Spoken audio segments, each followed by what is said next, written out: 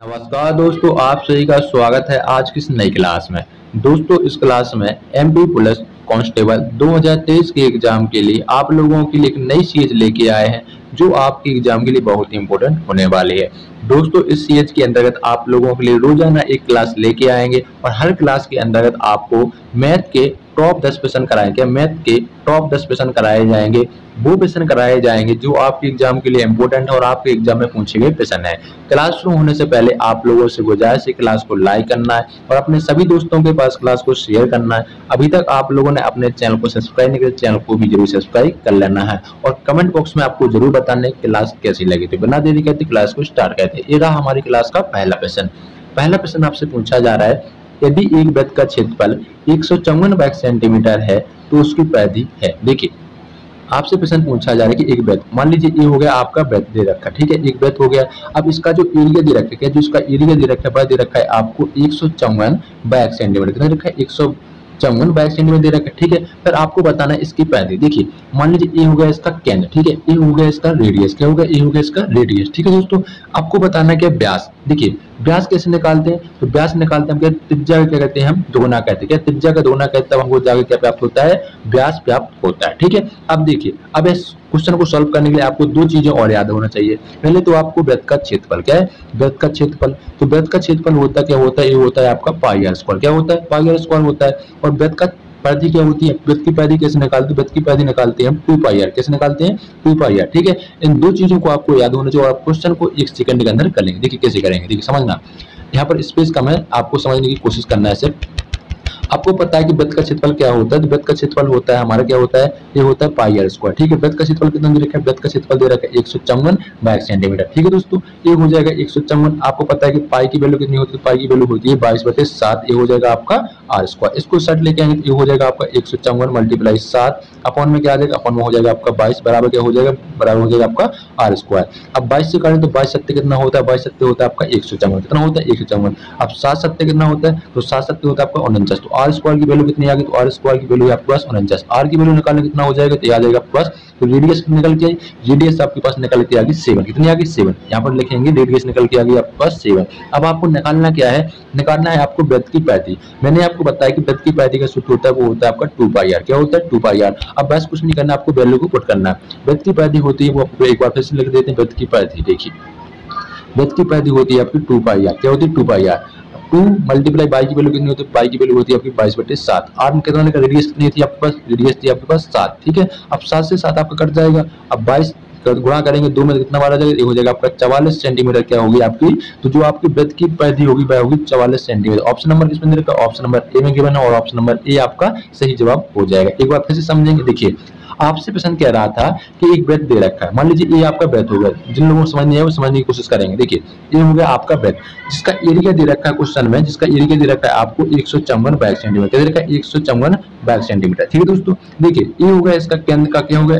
इस वृत्त का होगा केंद्र। ये हो जाएगी इसकी रेडियस। अब देखिए, व्यास कैसे निकालते हैं? व्यास निकालते हैं त्रिज्या क्या कर देते हैं? त्रिज्या का दोगुना कहते हैं। त्रिज्या का दोगुना कहते हैं, हम जाकर व्यास प्राप्त होता है, ठीक है दोस्तों। अब इस प्रश्न को सॉल्व करने के लिए पहले आपको क्या वृत्त का क्षेत्रफल आना चाहिए। देखिए, वृत्त का क्षेत्रफल क्या होता है? वृत्त का क्षेत्रफल होता है आपका पाई आर स्क्वायर। और वृत्त की परिधि कैसे निकालते हैं? वृत्त की परिधि निकालते हैं हम 2 पाई आर। क्या होता है? 2 पाई आर। बस इस फॉर्मूला में आपको करना है, वैल्यू पुट कर देंगे और आपके पास आंसर आ जाएगा। बिना देरी के अगले प्रश्न की ओर बढ़ते हैं।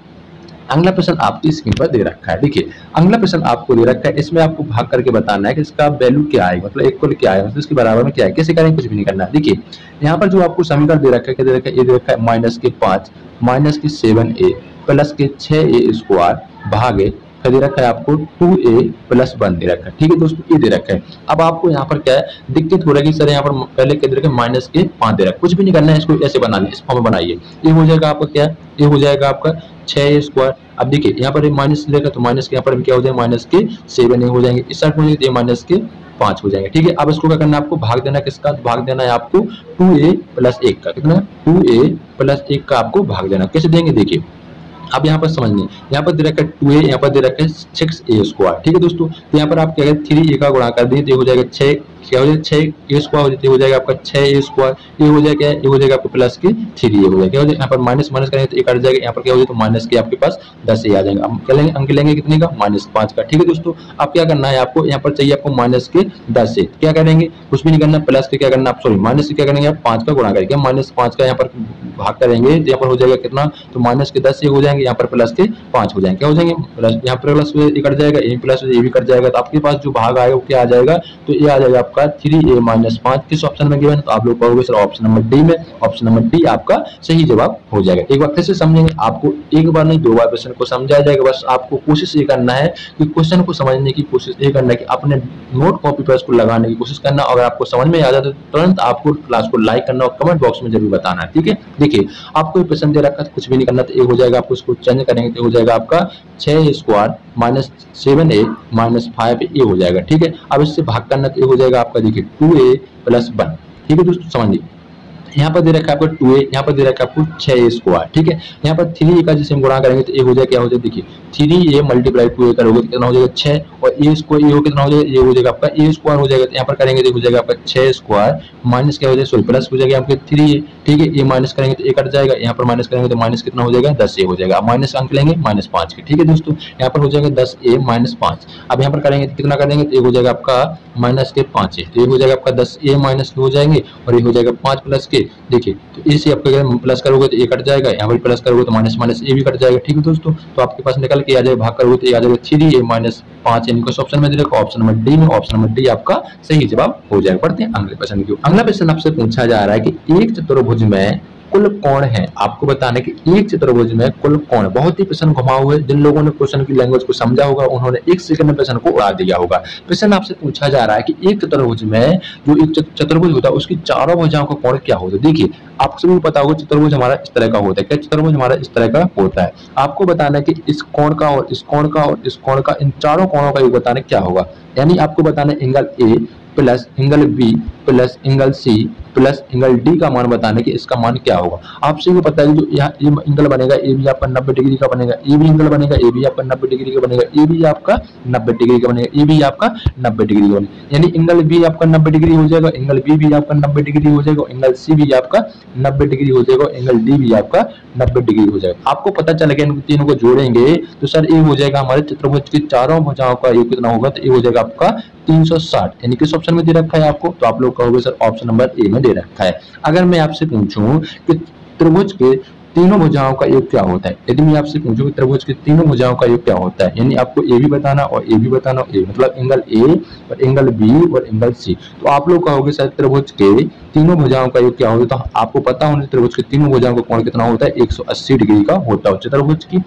का आपको क्या पता है कितना चल गया 360 डिग्री का, ऑप्शन नंबर ए आपका सही जवाब हो जाएगा। बढ़ते हैं अगले प्रश्न की ओर। अगला प्रश्न आपसे पूछा जा रहा है, बहुत ही डिफिकल्ट प्रश्न और बहुत ही इजी प्रश्न और ऐसे प्रश्नों को हम चुटकियों में सॉल्व करेंगे। देखिए प्रश्न आपसे कह रहा है कि 10% की सालाना चक्रवृद्धि दर से कितने वर्ष में 4000 रुपए से 5324 हो जाएंगे। देखिए आपको जो रेट दे रखी है आपको 10%, मतलब आपको जो सालाना प्रति वर्ष आपको इस रेट पर के ब्याज देना पड़ेगा। जो आपको मूलधन दे रखा है यानी प्रिंसिपल दे रखा है आपको 4000, कितना दे रखा है 4000, जो आपको अमाउंट यानी मिश्रधन कितना बनना है, मिश्रधन बनना है आपका 5324। ऐसे प्रश्नों को किस फॉर्मूला से करना है, ये होता है आपका ए बराबर पी पुस्तक 1 प्लस आर अपॉन 100 पावर क्या हो जाएगा, पावर हो जाएगा एन। ये दे रखा है आपको 5324 के दे रखा 5324, पी दे रखा है आपको बराबर में 4000, कितना दे रखा है 4000, 1 प्लस आर की वैल्यू दे रखी है आपको 10 बटे कितना हो जाएगा 100 पावर कितनी हो जाएगी एन हो जाएगी। देखिए अब यहाँ पर हो जाएगा 5324 बटे कितना हो जाएगा 4000, यहाँ पर कितना हो जाएगा, ये हो जाएगा 110 अपॉन 100 की पावर क्या हो जाएगा एन हो जाएगा। देखिए कैसे करेंगे आपके पास निकल के आया 5324 बटे कितना हो जाएगा, बटे दे रखा है आपको 4000, ठीक है। यहाँ पर हो जाएगा आपका 11 बटे कितना हो जाएगा 11 बटे 10 की पावर n हो जाएगा। अब इसको 4 से काटेंगे आसान करने के लिए एक बार चला जाएगा, या फिर कितना हो जाएगा 13 यानी 4 3 12, फिर कितना हो जाएगा यानी कितना हो जाएगा 4 3 12, फिर 4 एकम 4, ये निकल के आ जाएगा। यहाँ पर 4 का भाग लगाएंगे 4000 तो हो जाएगा आपका 1000, कितना हो जाएगा 1000। यहाँ पर कितना है, यहाँ पर हो जाएगा 11 बटे 10 की पावर n, ठीक है। अब ए कितना लिखा है, ए लिखा है आपको पता है 11 का क्यूब कितना होता है, आप सभी को पता होना चाहिए। 11 का क्यूब होता है आपका 1331 और 10 का क्यूब कितना होता है, 10 का क्यूब होता है आपका 1000। ये हो जाएगा आपका 11/10 की पावर 3, यहाँ पर हो जाएगा बराबर में क्या हो जाएगा, बराबर हो जाएगा आपका 11/10 की पावर क्या हो जाएगा n। तो आपको n की वैल्यू समान बताना तो n बराबर क्या हो जाएगा, आधा समान है तो घातें क्या हो जाएंगे, घातें भी आपस में बराबर हो जाएंगे, क्या हो जाएंगे, n बराबर क्या हो जाएगा, n बराबर भी आपका 3 हो जाएगा। किसमें दे रखा है, तो 3 बार समय क्या है 4000 रुपए से 5324 हो जाएगा। ऑप्शन नंबर ए आप सॉरी ऑप्शन नंबर बी आपका सही जवाब हो जाएगा। बढ़ते हैं हम लोग अगले प्रश्न की ओर। अगला प्रश्न आपकी स्क्रीन पर दे रखा है। देखिए अगला प्रश्न आपसे पूछा जा रहा है, बहुत ही इजी प्रश्न है। प्रश्न आपसे पूछा जा रहा है दो समांतर रेखाएं, क्या आपको एक प्रश्न दे रखा है जिसमें प्रश्न कह रहा है कि दो समांतर रेखाएं एक तरफ रेखा द्वारा प्रतिच्छेद है तो संगत कोण। ऑप्शन नंबर ए में दे रखा है समान नहीं है, ऑप्शन नंबर बी में दे रखा है समान है, ऑप्शन नंबर सी में दे रखा है कोणों का योग 180 है, ऑप्शन नंबर डी में दे रखा है पहला दूसरे से दोगुना है। देखिए प्रश्न कह रहा है दो समांतर, मतलब ये आपको समांतर भुजाएं दे रखे हैं, ठीक है, मतलब रेखाएं दे रखे हैं, ठीक है दोस्तों, मतलब ये हो गई, ये आपकी बी हो गई और ये आपकी सी और डी हो गई, ठीक है। फिर कह रहा है कि इसकी जो त्रिक रेखा मतलब इस प्रकार की जो रेखा होगी जो प्रतिच्छेद करती है तो इसके जो संगत कोण होंगे इनका योग कैसा होगा। देखिए अगर जी कितना ये आपका इतने पे बनेगा, मतलब मान लीजिए ये कोण आपका कितना 80 बनता है, ये भी आपको क्या बनेगा 80 बनेगा। संगत कोण कैसे होंगे, जिसके संगत कोण होंगे आपके इक्वल होंगे, कैसे होंगे इक्वल, यानी जो इसके संगत कोण होंगे वो आपके समान होंगे। ऑप्शन नंबर बी आपका सही जवाब हो जाएगा। बढ़ते हैं अगले प्रश्न की ओर। अगला प्रश्न आपकी स्क्रीन पर दे रखा है, बहुत ही इजी प्रश्न है, यह प्रश्न कक्षा 2 के बच्चे कर जाएंगे। प्रश्न आपसे पूछा जा रहा है, इसका आपको करना है बैगमूल लगाना है। इसका बैगमूल कैसे निकालते हैं आपको पता होना चाहिए। देखिए बैगमूल इस प्रकार निकालते हैं, देखा है 2, 7, 45 और 76 दे रखा है, ठीक है। इसका आपको बैगमूल निकालना है। आप सभी को पता है बैगमूल निकालने की विधि होती है कि पीछे से दो जोड़ा बनाते हैं, तो एक जोड़ा ए हो गया, एक जोड़ा ए होगा, मतलब दो का जोड़ा बनाते हैं पीछे से। कितनी बार इसको काटेंगे, 5 बार कितना हो जाएगा 5 25, ठीक है। यहाँ पर कितने बचेंगे 2 बचेंगे, यहाँ पर भी अगर 5 आए तो 5वीं बार और जोड़ना हो जाएगा आपका 10, यानी कितने बचेंगे 2 अंक लेंगे 45। अब कितनी बार चला जाएगा, तो आपको यहाँ पर चला जाएगा कितनी बार, आप सभी को पता है कितनी बार, 2 बार। यदि हमने 2 बार लिया तो यहाँ पर क्या करेंगे 2 मल्टीप्लाई 2, यहाँ पर 2 का यहाँ पर भी गुणा करेंगे, 2 बार यहाँ पर भी गुणा करेंगे, 4 0 2 4 कितना हो जाएगा 204 हो जाएगा। यहाँ पर हो जाएगा आपका 204 हो जाएगा, कितना हो जाएगा 204। अब इसको घटाएंगे, यहाँ पे 2 आए, इसको भी 2 को ऐड करेंगे, कितना हो जाएगा 4 0 1 हो जाएगा। ये हो जाएगा आपका 1, ये हो जाएगा आपका 4, यहाँ पर कितना आ जाएगा, यहाँ पर आ जाएगा आपका 76। अब कितनी बार चला जाएगा, तो यहाँ पर कितना हो गया आपका, यहाँ पर हो गया 104। अब कितने बार चला जाएगा, तो आप पता करोगे सर 4 बार चला जाएगा। यहाँ पर 4 गुणा करोगे तो हो जाएगा 4 चौक 16, 16 1 17 और कितना हो जाएगा 1, यानी हो जाएगा 4, तो 4176 मतलब 4 बार चला जाएगा, 4176। तो आप सभी को पता हो गया है कि देखिए आपको कितना निकल गया, इसका निकल गया 524, कितना निकल गया 524 आपके पास इसका बैगमूल होगा। 524 का स्क्वायर क्या होता है, तो 524 का स्क्वायर होता है 2,74,000, क्या होता है 2,74,576 होता है। क्लियर हुआ। बढ़ते हैं हम लोग अगले प्रश्न की, बना देरी कहते हुए। देखिए अगला प्रश्न आपकी स्क्रीन पर दे रखा है। अगला प्रश्न आपसे पूछा जा रहा है निम्नलिखित में से कौन सा चतुर्भुज एक समांतर चतुर्भुज नहीं है। देखिए आपसे प्रश्न पूछा जा रहा है कि निम्नलिखित में से आपको ऐसा एक चतुर्भुज बताना है जो समांतर चतुर्भुज नहीं है। ऑप्शन नंबर ए में दे रखा आपको बैग, ऑप्शन नंबर बी में दे रखा आपको आयत, ऑप्शन नंबर सी में दे रखा आपको समचतुर्भुज, ऑप्शन नंबर डी में दे रखा काइट। काइट मींस होता है पतंग। देखिए ये हो गया आपका बैग, क्या होगा ये होगा आपका बैग, ये होगा आपका आयत, क्या होगा ये होगा आपका आयत, और ये हो जाएगा आपका समचतुर्भुज, ठीक है। इस प्रकार का जो पतंग मतलब पतंग होती है आपने यहाँ पर देखी होगी, देखिए पतंग आपकी इस प्रकार की होती है, ठीक है। अच्छे से बनने रही और फिर से बनाने की कोशिश करते हैं। देखिए जो आपकी पतंग होती है तो इस प्रकार की होती है, क्या होती है जो आपकी पतंग होती है इस प्रकार की होती है। देखिए जी इस प्रकार जो पतंग होती है लगती है जो आपकी चतुर्भुज के समान, जो आपकी पतंग होती है, अगर आप लोगों ने पतंग देखी होगी जो आपको चतुर्भुज के समान दिखती है, लेकिन वो समांतर चतुर्भुज नहीं होती, मतलब जो उसकी है जो भुजाएं होती है वो समांतर नहीं होती, कोई भुजा उसकी समान नहीं होती, यानी हो जाएगा। तो आपसे पूछा जा रहा था निम्नलिखित में से कौन सा चतुर्भुज एक समांतर चतुर्भुज नहीं है, तो ऑप्शन नंबर डी मतलब जो काइट है जो चतुर्भुज ऐसी है जो कि समांतर चतुर्भुज नहीं है, ऑप्शन नंबर डी आपका सही जवाब हो जाएगा। बढ़ते अगले प्रश्न की ओर। अगला प्रश्न आपके स्क्रीन पर दे रखा है। अगला प्रश्न आपसे पूछा जा रहा है कि इस इक्वेशन मतलब इसको विस्तार करना है। यहाँ पर दे रखा है आपको, देखिए 2x minus Y plus 3z की पावर क्या दे रखा है स्क्वायर। अब इसको कैसे जोड़ेंगे, देखिए आपको कुछ भी नहीं करना है, जब भी आपको दे रखा है एक फॉर्मूला लिखा है कि a माइनस बी प्लस सी का क्या पावर दे रखा है 2, कैसे करेंगे, ये हो जाता है आपका a square plus B square plus C square plus 2ab plus 2bc plus 2CA, ये इसका फॉर्मूला होता है। आप कैसे तोड़ेंगे देखिए, कुछ भी नहीं करना, 1 सेकंड के अंदर इसका जवाब निकालेंगे। देखिए अब बस आपको देखते रहना है। देखिए आपको यहाँ पर करना है, इसका स्क्वायर कितना हो जाएगा, ये हो जाएगा आपका 4x स्क्वायर, अब इसका स्क्वायर करेंगे तो ये हो जाएगा आपका y स्क्वायर, इसका स्क्वायर करोगे कितना हो जाएगा, ये हो जाएगा आपका 9 स्क्वायर z। ठीक है, फिर आपको करना है दो मल्टीप्लाई इसका गुणा और इसका मतलब a और b का। ठीक है, इसका गुणा करेंगे तो कितना हो जाएगा, ये हो जाएगा माइनस के 2xy, क्या हो जाएगा माइनस के 2xy हो जाएगा। ठीक है दोस्तों, क्लियर हुआ। अब देखिए फिर आपको करना है प्लस, फिर आपको प्लस लगाना है, क्या करना है आपको प्लस लगाना है, क्या करना है प्लस लगाना है। फिर ये हो जाएगा आपका 2 माइनस बी, क्या हो जाएगा माइनस बी की वैल्यू कितनी देखिए यहाँ पे दे रखा माइनस की बाई, और सी कितना दे रखा, सी दे रखा है आपको मल्टीप्लाई 3 जेड का गुणा करोगे तो ये हो जाएगा आपके पास माइनस की कितना हो जाएगा माइनस के 6, कितना हो जाएगा 6 माइनस के 6 कितना हो जाएगा माइनस के 6 बाई 0। तो इस ऑप्शन में यहाँ पर आप सॉल्व करने की जरूरत नहीं है, तो आपका ऑप्शन क्या आ जाएगा, देखिए आपके पास निकल के क्या आया, तो यहाँ पर हो जाएगा आपका, देखिए हो जाएगा आपका 4x square plus y square plus 9z square minus 4x by minus के 6 बाई जेड प्लस के 12x बाई जेड हो जाएगा। नहीं, ऑप्शन नंबर क्या हो जाएगा, ऑप्शन नंबर सी आपका सही जवाब हो जाएगा। क्या हो जाएगा, ऑप्शन नंबर सी आपका सही जवाब हो जाएगा। बढ़ते हैं हम लोग अगले प्रश्न की ओर। आपको वो जिस तरीके से हमने बताया उसी तरीके से आपको सॉल्व करना है। अगला प्रश्न आपसे पूछा जा रहा है औसत निकालिए, मतलब इसका आपको एवरेज निकालना है। ये आपको आंकड़े दे रखे हैं, इस आंकड़े को जोड़कर बताना है कि इसका एवरेज क्या होगा। कैसे करेंगे देखिए, आपको दे रखा है 4 plus 8 plus 16 plus 24 plus 32 plus 42, देखिए कितने दे रखे 1 2 3 4 5 6, मतलब जो आपको डाटा दे रखा है उसको पहले जोड़ना पड़ता है, फिर उसका उसी से जो आपको जितने भी डाटा दे रखे हैं जितने अंक दे रखे हैं उससे भाग करेंगे, कितने 6 से भाग करेंगे तो आपके पास एवरेज निकल के आ जाए। इसको जोड़ेंगे, देखो 4 और 8 कितने हो जाएंगे 12, 12 और 6 कितने हो जाएंगे 18, 18 और 4 कितने हो जाएंगे 22, 22 और 2 कितने हो जाएंगे आपके 22 और 2 कितने हो जाएंगे 24, 24 कितने हो जाएंगे 26, 26 की 6 हासिल आएगी 1, 26 की 6 हासिल आएंगे 2, तो हो जाएगा आपका कितना हो जाएगा, ये हो जाएगा 4 और 3 कितने हो जाएंगे 4 और 2 कितने हो जाएंगे 6, 6 और 2 3 कितने हो जाएंगे आपके पास 6 और 3 कितने होंगे 9,